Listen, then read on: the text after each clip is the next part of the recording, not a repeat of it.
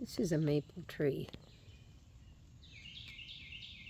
As you can see, it appears to be a favorite of the cicadas.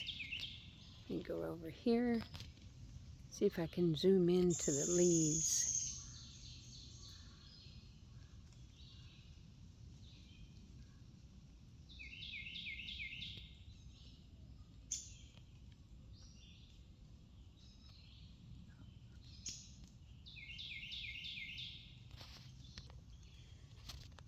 Coming down here,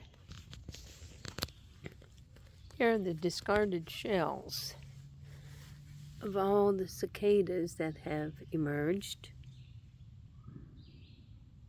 and flew off.